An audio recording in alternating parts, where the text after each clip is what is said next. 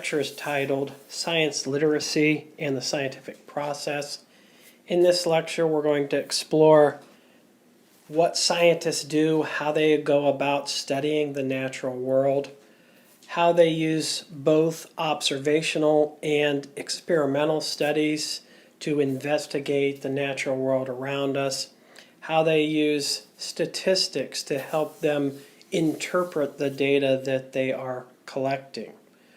We'll also look at peer-reviewed journal articles, newspapers, blogs, and tertiary sources of information, and explore how and why we trust one source, such as peer-reviewed journals, more than we would trust a blog or a tertiary source. We'll talk about how scientists go about publishing their research in a periodic journal, in a professional journal, and all that's involved in going from collecting that data to writing the article to having that article and getting that article ultimately published in a journal. This chapter also explores the atmosphere, specifically the hole in the ozone layer, and how that has been caused by anthropogenic sources like chlorofluorocarbons. We will look at Dr. Susie Solomon and her pivotal research in determining how the hole in the ozone layer came to be.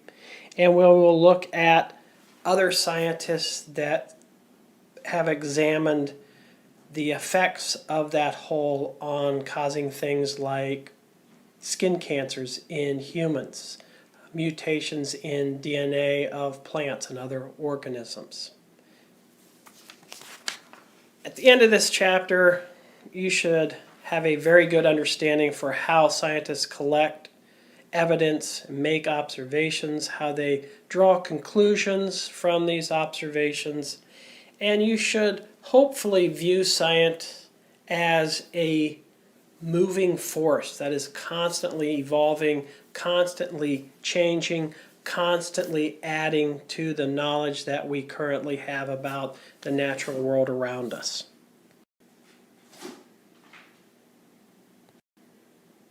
In our textbook, this is Chapter 2, titled Science Literacy and the Process of Science. Before I start my lecture, I'd like you to watch Chapter 4 from PBS Frontline's documentary Heat. Chapter 4 is about America's addiction to coal. Coal is another resource that we in the United States and other parts of the world, China, India, European countries, use to produce energy that we need to drive our societies and our economy. Unfortunately, coal is composed of carbon. It was once a living organism. It has died. It has laid under the ground for hundreds of millions of years. We bring it up to the surface. We burn this in coal-fired power plants, produces electricity, but that carbon that's in that coal is also in the process converted to carbon dioxide, which is a major greenhouse gas. And we contribute a great deal of CO2 into the atmosphere as a country in the United States. We obtain approximately 50% of all of our electricity in the United States from the burning of coal. And as you watch this video, you'll begin to understand how we are addicted to this resource, how it's very difficult for us, knowing the consequences and water pollution and air pollution and climate change that burning coal causes, being able to move past that and go to renewable or alternative energy sources. So please watch this video from about 29 minutes 45 seconds till about 48 seconds.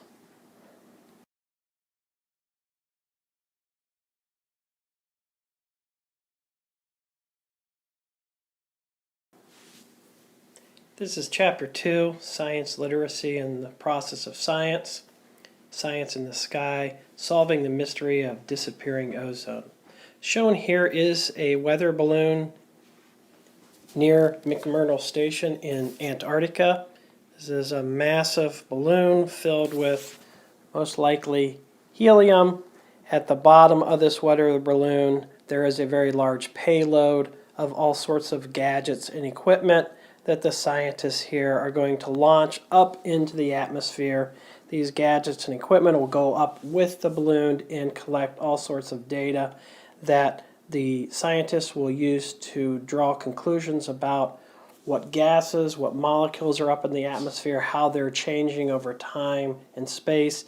And these types of setups were used by Dr. Susie Solomon and others to understand the hole in the ozone layer over Antarctica and how it changed from decade to decade and from season to season. There are 5 main parts to the scientific process or the scientific method. First is recognizing an unexplained occurrence or having a question about something that you observe in the environment. From that, you're going to develop a hypothesis.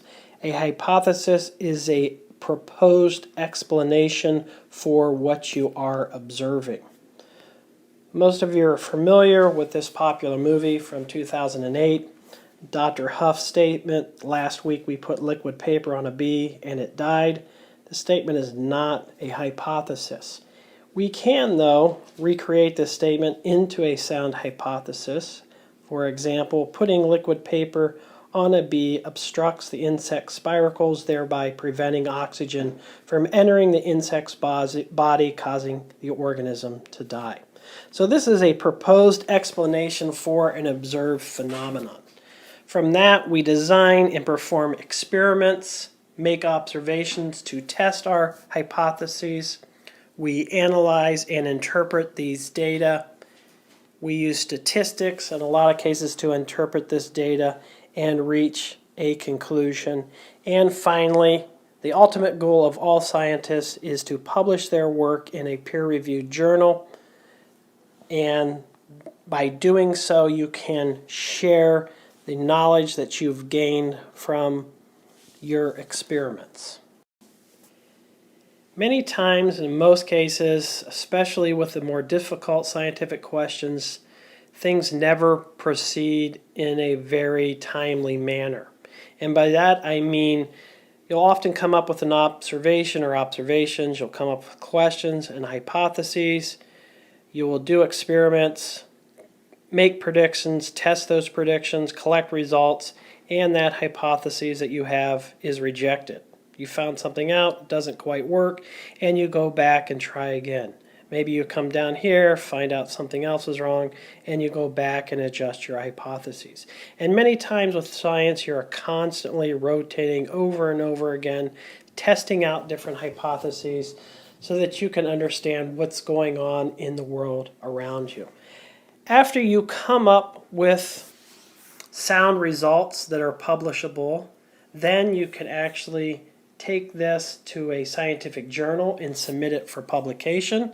The editor at that journal will then send your paper out for peer review, and other scientists from all around the world, from different universities, Ohio State, University of Michigan, Stanford, Caltech, Oxford, Harvard, all over, will receive your manuscript, and they will make a recommendation to the editor where they will reject the manuscript, and you'll have to essentially start all over with a new publication or start all over with collecting new data. Or they will determine that the manuscript is acceptable for publication and it will go out and be published in the scientific journal. Once it's published in a scientific journal, it can be read by other scientists and the general public to learn about all the neat, cool discoveries that we have made as our scientists. This process over here is very complex because there is a lot of competition between scientists. Many of the high-impact journals, such as Nature and Science, New England Journal of Medicine, Proceedings of the National Academy of Sciences, they'll reject the vast majority of their papers. maybe upwards of 90% of all the manuscripts that they receive will actually be rejected. Less than 10% will be accepted for publication. So I think most of us perhaps think that, we can do these experiments, we pass it on to an editor, and it goes right into publication. That's not, in most cases, how it occurs. Many times you're redoing your experiments, or you're rethinking your results, you're rethinking your hypotheses, and then finally, when you're fortunate enough to submit it to a journal for publications, very often that paper is rejected. You have to make modifications, submit it to another journal, resubmit it to that same journal, and there's a good chance that it can be rejected again. There's also a very good chance that it can be rejected and you're forced to start your experiments completely over again. And in many cases, these experiments take months to years to collect the data. So the process of starting with an observation and ending with a scientific journal takes a lot of time, a lot of money, and a lot of resources. In this lecture, we're going to focus on science as a process that is continuously evolving and changing. With new experiments comes new knowledge, and that gives us a better insight into our theories, our observations about the world that allow us to change these as we become more aware about what's going on. Science, there's two main types of scientific studies: observations and experimentation. Both of these are very important to getting a thorough understanding of the natural world around us. We talk about hypotheses, how they're generated, how they're tested, and we'll also look at the history of the ozone layer that's way up there in the stratosphere. What's its purpose for the evolution of life on this planet? Why is there problems with it today? What caused these problems? Are those problems being solved? And what does the future hold for the ozone layer? Earth's atmosphere today is composed of mainly nitrogen, about 78% nitrogen, and 21% oxygen. Has small amounts of argon, carbon dioxide, and other gases that make up the atmosphere. The atmosphere itself is a thin mixture of gases that surround the planet. As you move away from the surface of the planet, becomes thinner and thinner until it gradually goes into outer space. The atmosphere, especially oxygen, was essential for aerobic organisms like you and I that need oxygen. Carbon dioxide was essential for photosynthetic organisms such as photosynthetic bacteria, algae, cyanobacteria, and photosynthetic plants, trees, grasses, shrubs. The atmosphere can be divided into 5 layers. The troposphere, which is closest to the surface of our planet. This is where you and I will spend 99.9% of our time on planet Earth. Above that is the stratosphere, the mesosphere, the thermosphere, and finally the exosphere out near space, which would exist out here. The ozone layer, which we'll talk about in this chapter, exists about 30 miles up, 45 kilometers, right up here in the stratosphere. 99% of all atmosphere by weight is below 30 kilometers. So the cats, the humans, the sheep, we're all going to exist and live right here in the stratosphere. Ozone layer itself is thickest at approximately 20 to 30 kilometers above the surface. Thunderstorms will rise up till about this height, and the violent storms that we see in the summertime in Columbus, some of these can stretch up here into the mesosphere. Falling stars or meteors that we see at night would occur around this elevation. The aurora borealis that we see, the northern lights that we see in the northern hemisphere, exist around this elevation up here in the thermosphere. The space shuttle would be just above that. And finally, the Hubble Space Telescope many of our communication satellites, spy satellites, would be up here in the exosphere orbiting our planet. The only time you're really going to leave the troposphere is maybe in an airplane where you maybe reach the lower limits of the stratosphere. But for all intensive purposes, all humans will spend 100% of their time right here in the troposphere. This is Dr. Susie Solomon, who worked most of her career at the National Oceanic and Atmospheric Administration, and her work and the work of her colleagues and others was pivotal in understanding the ozone layer and its disappearance above Antarctica and the South Pole. The hole in the ozone layer was very troubling to people at the time in the 1960s, 70s, and 80s because we knew that the ozone was a protective layer that kept harmful ultraviolet light from striking the surface of our planet. Ultraviolet light can cause damage to DNA, to skin, leads to cancers, leads to mutations in the DNA. So this was a really big concern for people living on Earth, not only for humans, but a concern for plants and animals who would also be exposed to higher levels of ultraviolet light. Her research really showed that the depletion of the ozone in the stratosphere was caused by man-made chemicals, and as a result, it allowed dangerous levels of solar radiation, specifically ultraviolet light, ultraviolet B, ultraviolet A, to reach the surface of our planet. This picture here shows Dr. Solomon at McMurdo Station in the late 1980s. McMurdo Station is located in Antarctica, and this is where she conducted a lot of her research. This is McMurdo Station. It's located right here in Antarctica, right near the South Pole, and Dr. Solomon and her team flew down to Antarctica to collect data about the thinning of the ozone layer.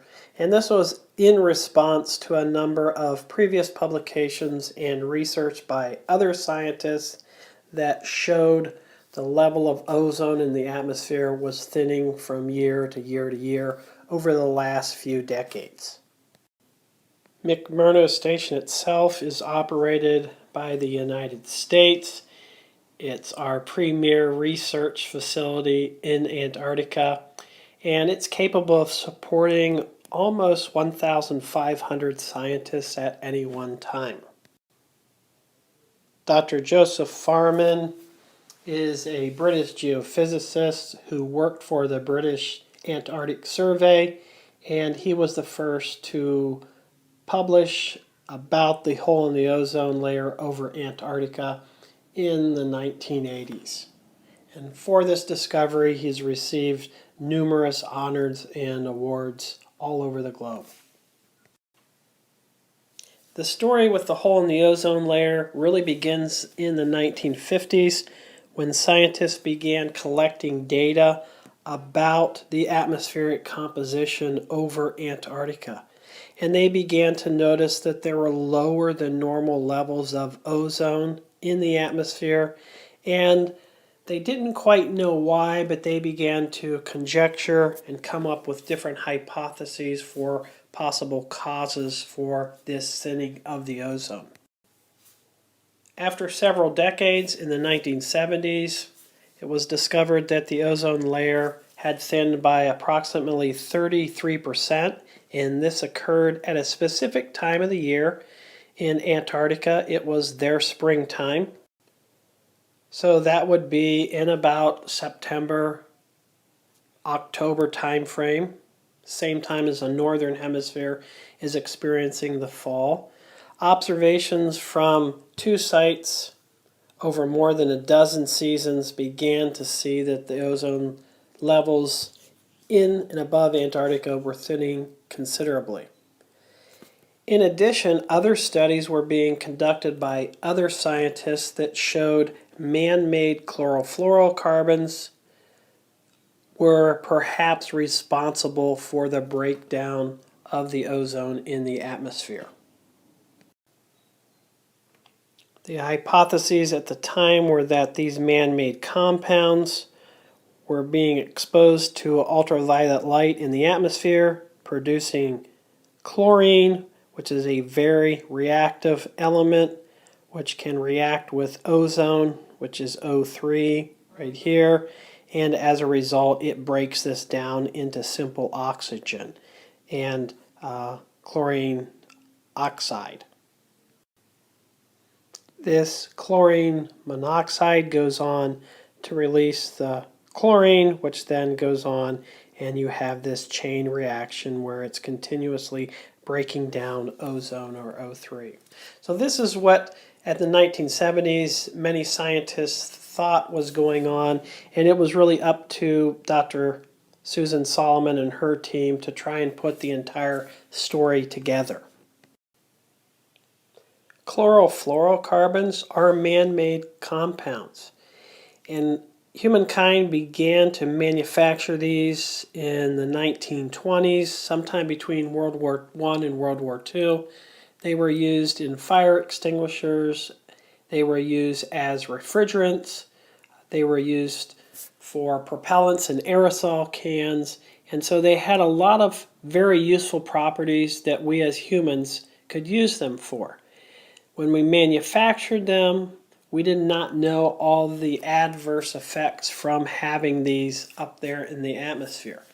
And over time, from the 20s, the 30s, 40s, 50s, and 60s, increasing evidence began to point to these man-made compounds as being responsible for breaking down ozone and leading to the hole in the ozone layer over Antarctica, which we see right here. As we mentioned previously, the troposphere extends up to maybe 7 or 10 miles. The stratosphere extends up to about 30 miles in altitude, and this is where O3 or the ozone layer exists the majority of the time. And this ozone layer protects us from the sun's incoming radiation, and specifically we're interested in being protected from ultraviolet light, ultraviolet A, ultraviolet B, and ultraviolet C. We live down here on the ground. If this ultraviolet light strikes us on the surface, that's going to lead to things like skin cancer, mutations in DNA, and it's going to certainly impact life on planet Earth in a negative way. Ozone itself is a key component of the atmosphere. Ozone is O3. The chemical formula is provided here, and its chemical structure looks something like this, floating up there in the atmosphere. 3, oxygen making up ozone molecule itself. It's a key component of this stratosphere, and again, it helps protect us from ultraviolet light that comes from the sun. We live down here in the troposphere, right here at the surface, and so we're really concerned about that ultraviolet light that reaches the surface. If ultraviolet light comes from the sun and it exists up here, it doesn't really matter for any organisms on planet Earth. 99.9% of all organisms live down here on the surface in the troposphere. There are likely some viruses and bacteria that may float up in here, but for humans, for most of the organisms that we are concerned with in our environment and our ecosystem, we're mainly concerned with what gets down to these levels. And we want this ozone layer to protect us from the energy that comes in the form of ultraviolet light, because if it does come in contact with our skin, it can lead to skin cancer. The stratosphere itself and the mesosphere, these are not stationary. These migrate up and down with the winds, with the seasons. And so when we say it's somewhere between 7 and 30 miles, that's a general estimation. This is a fluid. This is going to move up and down. This is composed of air. Ozone itself, the majority of the ozone molecules are going to occur right here.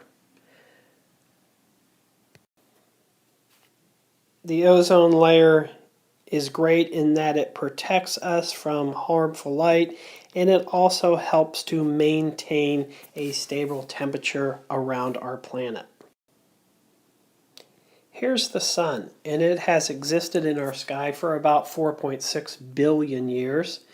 It's a distance of about 93 million miles or 150 million kilometers. And when that photon of light is released from the surface of the sun, it takes about 8 minutes and 20 seconds to reach our planet. It brings with it electromagnetic radiation of various forms, infrared radiation, visible light that you and I see, and one of the forms is ultraviolet light. It can have 3 different forms of ultraviolet light: ultraviolet C, ultraviolet B, and ultraviolet A. Ultraviolet C is the most energetic form, and if you were to come into contact with that, it would cause the most damage to your skin. Fortunately, most of that is absorbed up here at about 50 miles above its surface. It's absorbed by oxygen. As a result, ultraviolet C does not reach the surface. And so if you look at your sunscreens when you go out to the beach and sun, you'll see that none of them are going to block ultraviolet C because that wavelength of light it never reaches the surface, so it's not needed in our sunscreens. UVB is the next most energetic. It can cause severe damage to DNA and living organisms, cause mutations. If you have mutations, your offspring are not going to be as viable. If your offspring aren't as viable, you're not going to be able to exist as a species for long periods of time, and you're going to go extinct.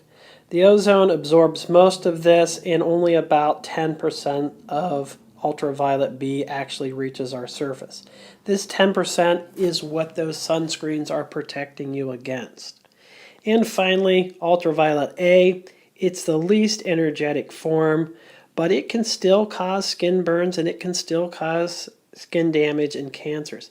About 50% of ultraviolet A actually gets through the ozone layer, gets through the other layers of oxygen up here in our atmosphere, and does reach the surface of the earth. And so our sunscreen lotions are going to protect us most from ultraviolet A, but also from ultraviolet B.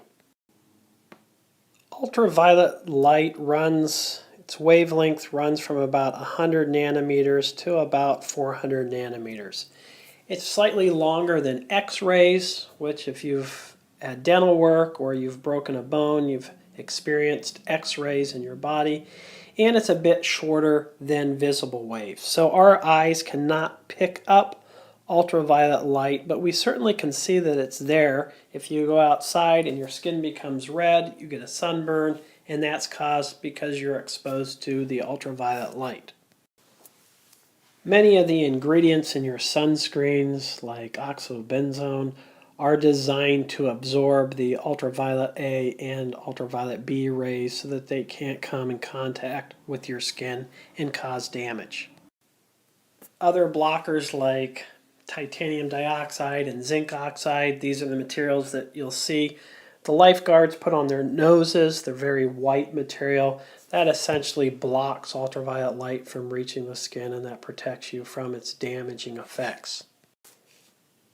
Most sunglasses and glasses that we have in our houses block ultraviolet light, and so to protect your eyes, one of the reasons you wear sunglasses is because that material, that pane of glass, actually is impervious to the ultraviolet light, and it protects your eyes from developing things like cataracts.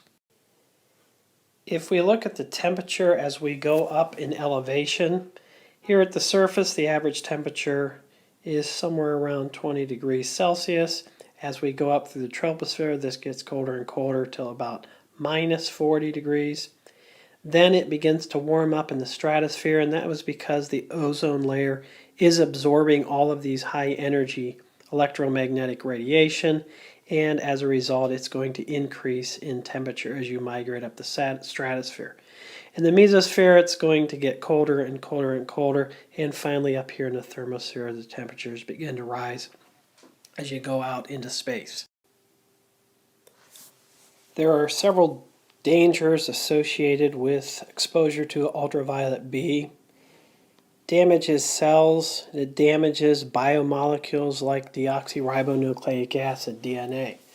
You all remember A's, T's, G's, and C's that make up the DNA. Those are the nitrogenous bases.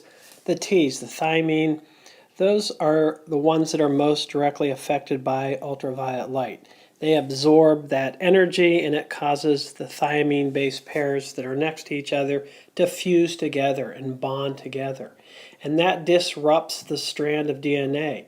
And so when the cell tries to divide and the DNA tries to replicate itself so that it can go in each of the daughter cells, it cannot do that. And that mutation in the DNA leads to a lot of damage to the DNA and a lot of damage to the cells themselves. Exposure to UVB also increases the risks of cataracts in your eyes. This is the clouding of the lens that's going to affect your ability to see and affect your vision. And this is directly linked to increased exposure to ultraviolet B. Increased damage to the skin can also occur in the form of sunburns, and this will lead to increased risks for cancer. And we think of UV light in terms of humans, but all organisms on planet Earth have more or less the same biomolecules, the same subunits in the DNA, the RNA, the lipids, the proteins. And so whether it's a plant, whether it's a microorganism, whether it's an animal, ultraviolet light can all cause damage to that material, damage to the DNA that's going to impact that organism and its ability to live and its ability to reproduce. Indeed, the evolution of life on planet Earth was dependent on the ozone layer. The ozone layer up here in the stratosphere blocked ultraviolet light A and B, and as a result, we didn't have mutations in the DNA.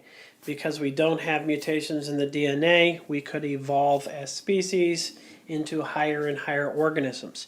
If we did not have this ozone layer here protecting us from the ultraviolet light, much more of that would have reached the surface, would have damaged the DNA of the microorganisms, the earliest life forms on our planet, and likely would have had serious implications about whether or not we had any higher forms of life on our planet because of the increased exposure to this damaging electromagnetic radiation. Ozone, O3, is the protective layer in the stratosphere. It protects us from ultraviolet light that comes from the sun. When people are exposed to too much ultraviolet light, as in this case of the Australian farmer, he has to use a prosthetic nose because his actual nose had to be removed because too much cancer developed, and it was the way to save his life. Under normal situations in our atmosphere, we have oxygen and we have ozone that are shown right here.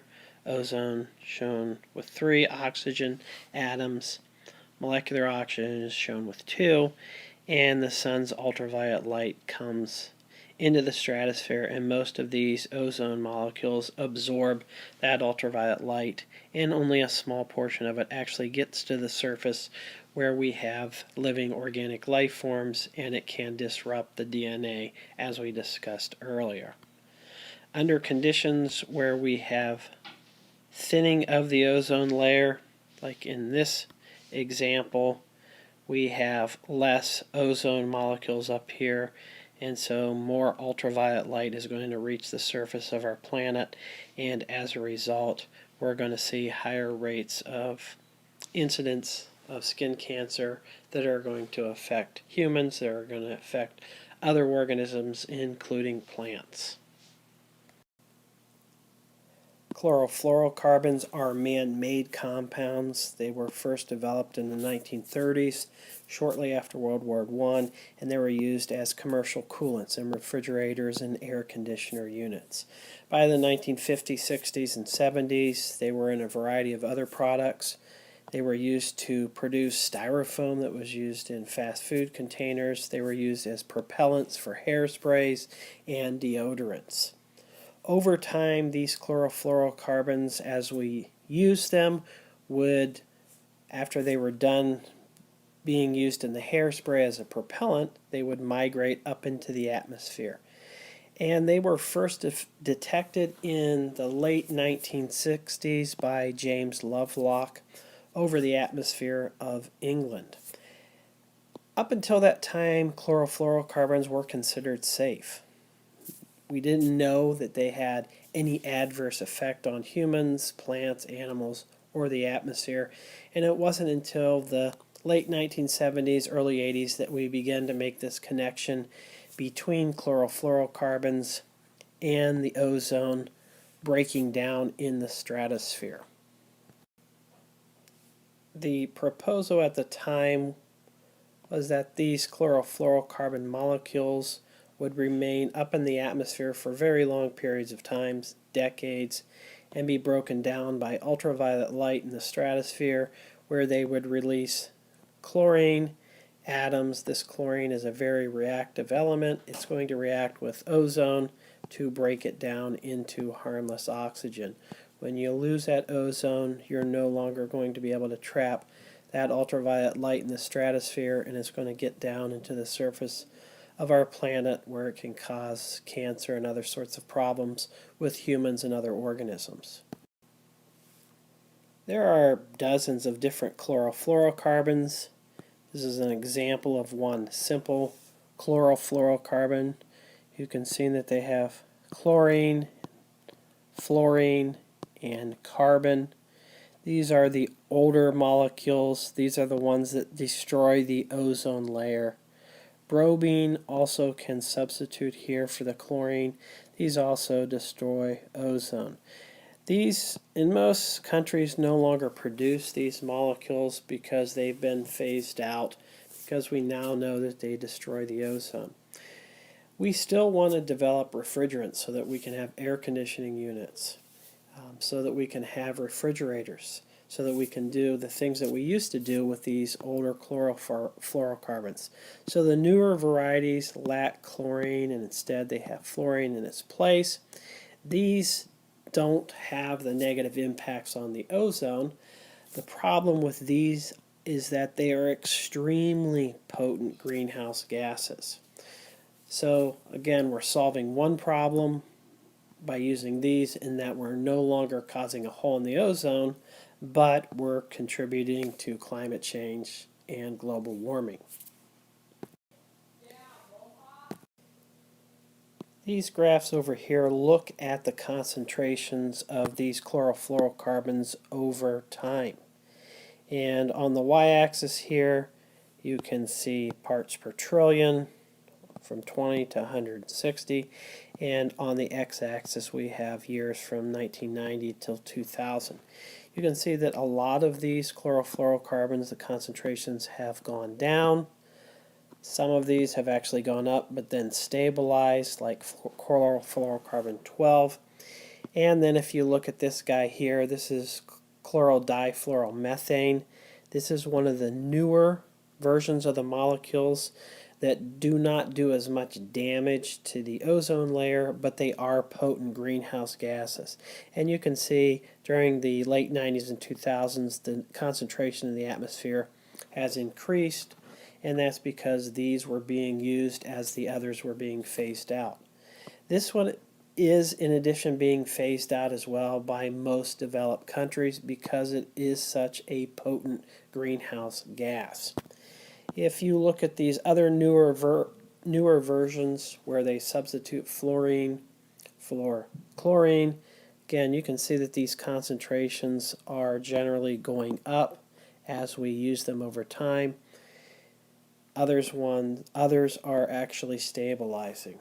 Again, we're trading off that we're protecting the ozone layer, but we're actually contributing to climate change. The reason we're still using molecules like this is because air conditioning units, refrigerators are very important for human life on planet Earth, and these serve the purpose of allowing us to refrigerate our food, allow us to live in comfort when it's very hot and humid in the summertime.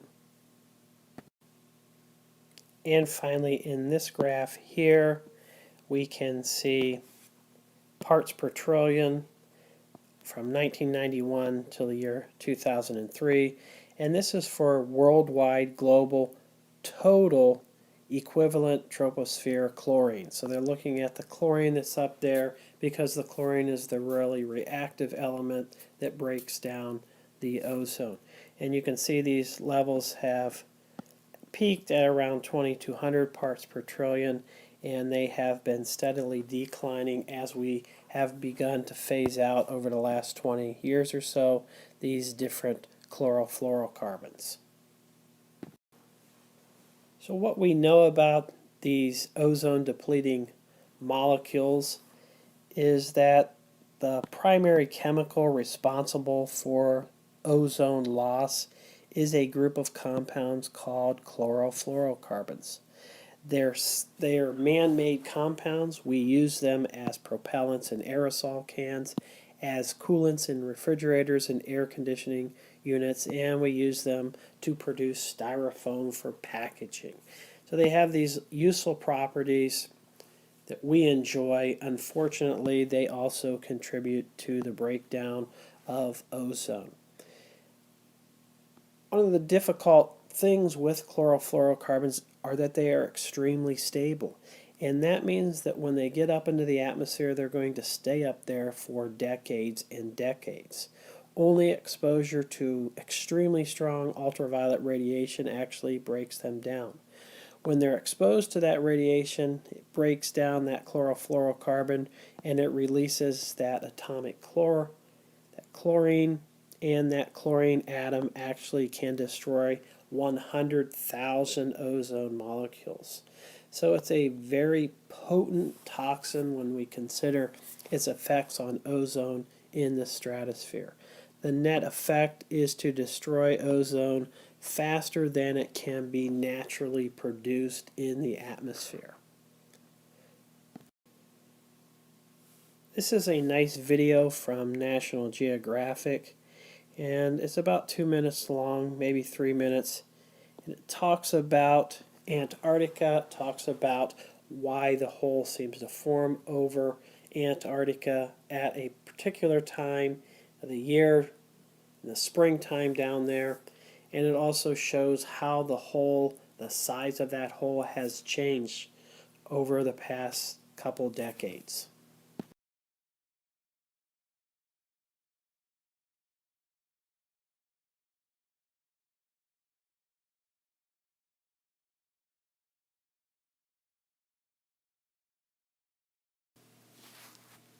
So this is what the hole over Antarctica looked like, shown here in blue. The slight thinning of ozone O3 molecules occurs naturally over Antarctica for a few months each year. Dr. Solomon and her team and a few other scientists began to notice that increased thinning or a larger hole seemed to coincide with September and December. That's the springtime for the southern hemisphere. Ozone levels dropped as low as 33% of their pre-1975 values. And so Dr. Solomon and her team spent some time, September through December, down in Antarctica, and they used weather balloons. They sent these weather balloons up into the stratosphere to collect data on what type of gases were up there and what concentrations of gases were there. So in the 1980s, Dr. Solomon visited Antarctica and began to think about how temperatures may be impacting this hole in the ozone layer and trying to understand why the ozone began to disappear over Antarctica during the spring times in September and October. Scientists knew that cold spring winds would swirl around the continent down there of Antarctica and produce this cyclone of cold air that would just be stuck down there in this polar vortex. In the wintertime, not very much sun reaches Antarctica, becomes extremely cold, and these strong winds wrapping around Antarctica, creating this vortex and isolating all of this cold air within it. Dr. Solomon proposed a hypothesis that particles in clouds that would form during this time of year were providing the catalytic surfaces for these reactions to occur. These reactions between the chlorine from the chlorofluorocarbons and the ultraviolet light and the ozone, and all of these coming together, breaking down the ozone layer, creating the hole that was much bigger in the springtime. This was essentially what she proposed was happening. In the springtime, we would have these polar stratospheric clouds forming at very high elevations, extremely cold temperatures, minus 80 degrees. You can see that they're rainbow colors, and that's because these are ice crystals. These are crystals of water, nitric acid, and she hypothesized that they were providing excellent surfaces for these reactions to occur. Where you have these man-made chlorofluorocarbons, they are right up here on these surfaces. Sunlight comes back to Antarctica in the springtime. The sunlight reacts with the chlorofluorocarbons, releasing this atomic chlorine, which then goes on to react and destroy the ozone, producing simple oxygen. This chlorine goes back to destroy up to 100,000 ozone molecules, and so this is why she believed that the ozone hole would grow very, very big in the southern hemisphere springtime around October, and then when the warm air would come back in during the summertime, the hole would shrink back to near normal levels. And so to prove her hypothesis on her trips to Antarctica, they would raise the weather balloons up into the stratosphere, and they were looking for making measurements on the concentration of this chlorine monoxide. And if these levels were higher in the springtime, which is what she found out, this was essentially the smoking gun that said her hypothesis was valid, and it was the most likely explanation for why this hole formed over Antarctica and why it formed a bigger hole specifically during the months of September, October, during the springtime of the southern hemisphere. In 1985, NASA confirmed that ozone was being destroyed even faster than earlier and showed that there was this direct correlation between chlorofluorocarbons and the hole in the ozone layer. Dr. Solomon came up with the hypothesis that in the springtime, these high stratospheric clouds were providing the surfaces for these destructive reactions to occur. She made observations and measurements out in the field, and that evidence was used to support her hypothesis that indeed these chlorofluorocarbons, these man-made compounds, were in the springtime reacting more robustly with the ozone up there because they had the surfaces of the clouds to catalyze those reactions, and in the end they destroyed a lot more of the ozone than had initially been thought. And so just like other scientific processes, determining what's causing the hole in the ozone layer took years and years and even decades to determine what was going on up there in the stratosphere. Thousands of observations were made by numerous scientists in addition to Dr. Solomon. Testing different hypotheses were developed to try to explain this, and in the end, Dr. Solomon's hypotheses won out. Science itself is fluid. It's always changing. There's no end. We as scientists are constantly probing, prodding, testing, making new predictions, coming up with new bodies of knowledge that we can apply to the unknowns out there. And ultimately, the goal is to publish this research in a peer-reviewed journal. And Dr. Solomon's research was published in several prominent journals, Nature, for example, and she became well known for her discovery that in the springtime, the polar stratospheric clouds provide surfaces for these reactions to occur, and that's why this hole in the ozone seemed to grow in the October, September, springtime in the southern hemisphere, and it seemed to develop over Antarctica.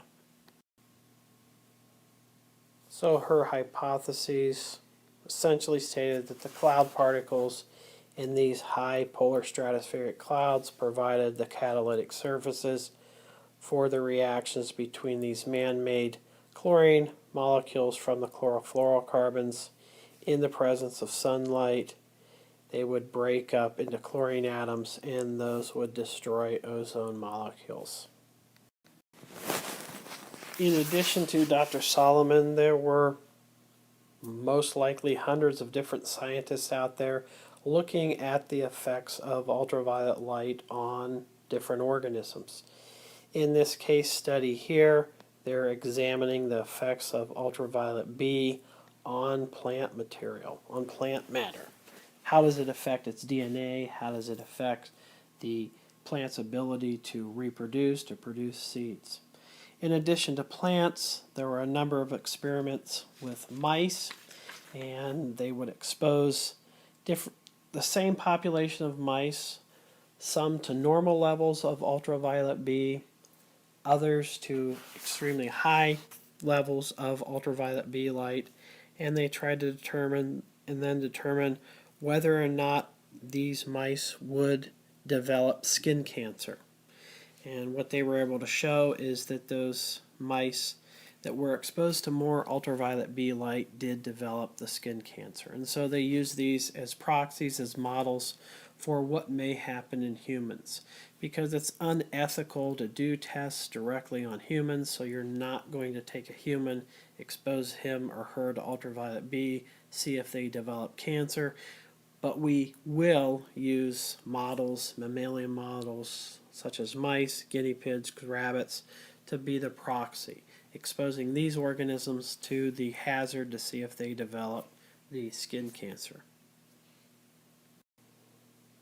This slide provides an overview of what we just discussed. We have man-made chlorofluorocarbons that we use for refrigerants, for example. They're very light. They're going to migrate up here into the ozone layer.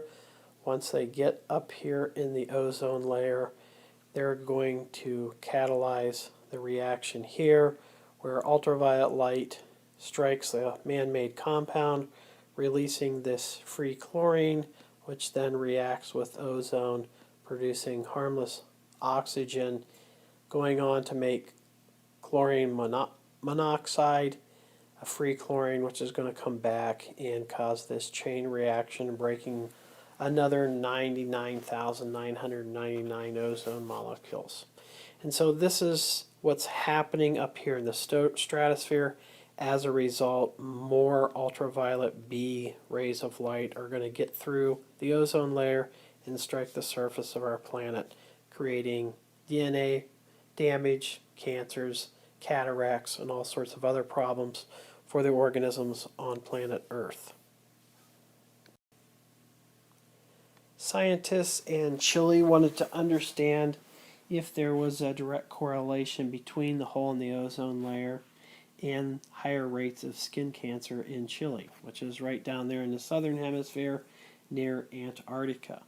And so what they did is they looked at the years when the hole in the ozone was the largest, and they then looked at the human population in Chile and said, are we having higher incident rates of skin cancer when that hole is the biggest?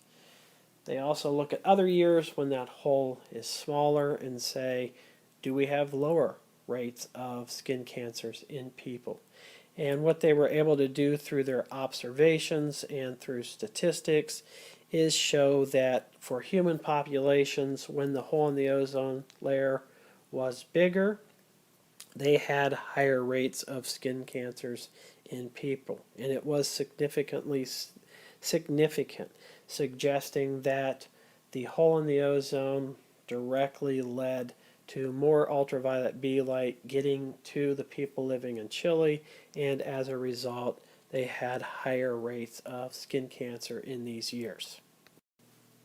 And so by this time, there is growing massive evidence to suggest that these man-made molecules are contributing to ozone depletion and causing this massive hole in the ozone layer. All of scientific results supported this. These were being published in primary source journals. People were reading them. They were being covered in prominent newspapers like the New York Times.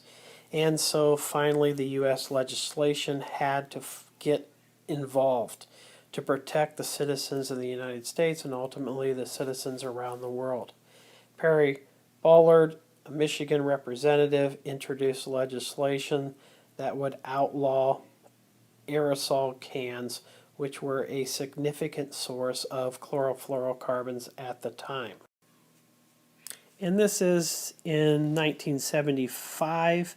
It's about a decade before the Montreal Protocol was signed, which essentially outlawed the use of chlorofluorocarbons in most of the developed nations around the world.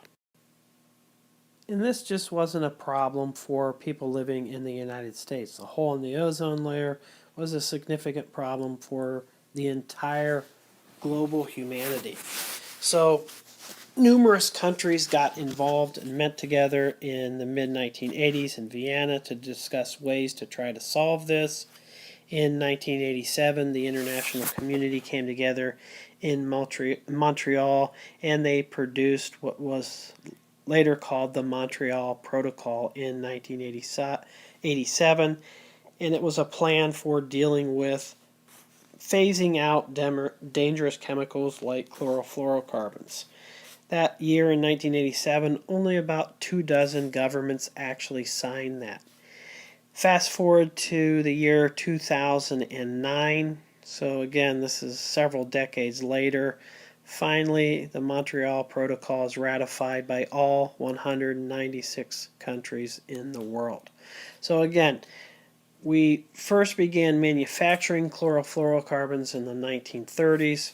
It takes almost 100 years of hard effort and work by thousands of scientists and engineers, politicians, working together to try and come up with a solution to a problem that we as humans have created. This graph over here actually looks at chlorofluorocarbon emissions over the years from 1980 till 2100. And what you can see here is that if we had no agreement between the countries, no Montreal Protocol, this would continue to grow out of hand.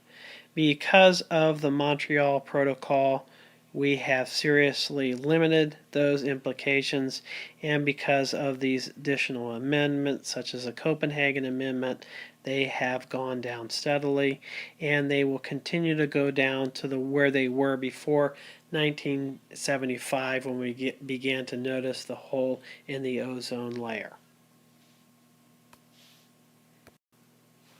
Again, this is a long drawn-out process. The United States started phasing out in the late 70s the use of chlorofluorocarbons.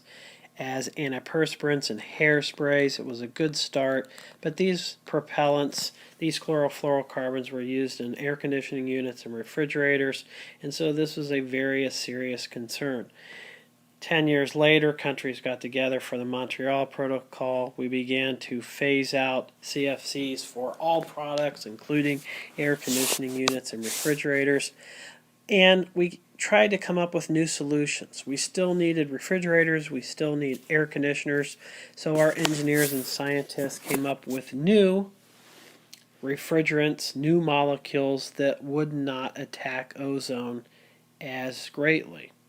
Unfortunately, they turn out to be very potent greenhouse gases. And again, at the time, we didn't really realize that. Today, we are beginning to understand that. The other problem with these molecules is they are man-made compounds. Most microorganisms cannot break them down. In fact, I don't know of any that can actually break these molecules down. They haven't evolved to use them as energy sources because they are relatively new in planet Earth. And as a result, chlorofluorocarbons are extremely stable in the atmosphere, and they have lifetimes that'll last decades. Fortunately, full recovery of this hole in the ozone layer is projected to take place sometime within our lifetime. So this hole will actually go away. Ozone levels will go back up to where they were before the 1970s, and hopefully incidence of cancers in humans will gradually decrease because we have our protective layer in full force above our heads in the sky.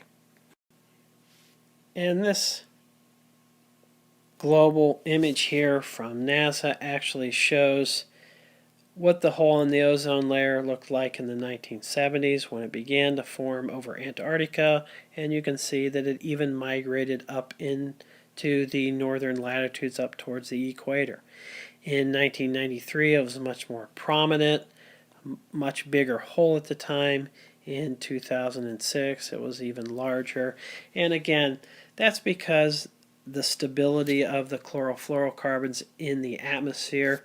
We're not using, the United States, other developing countries in Europe are not using chlorofluorocarbons at this time, but they're still floating up there from when we used it in the 50s and the 60s and the 70s. In 2006 was the lowest ozone level ever reached. Again, fortunately, we are recovering. We will go back to pre-levels when this hole will turn almost entirely green, and we're going to get, again, this protective layer back, which will protect us from ultraviolet light. This graph down here actually shows a correlation between ozone here in gray and chlorofluorocarbons in red. One goes down, the other goes up. This story is not only a very good example of the scientific process in action, but it's also a great example of how scientific information and observation can be put into action and have far-reaching consequences, making Earth a better place for humans and other organisms living today and for future generations on our planet.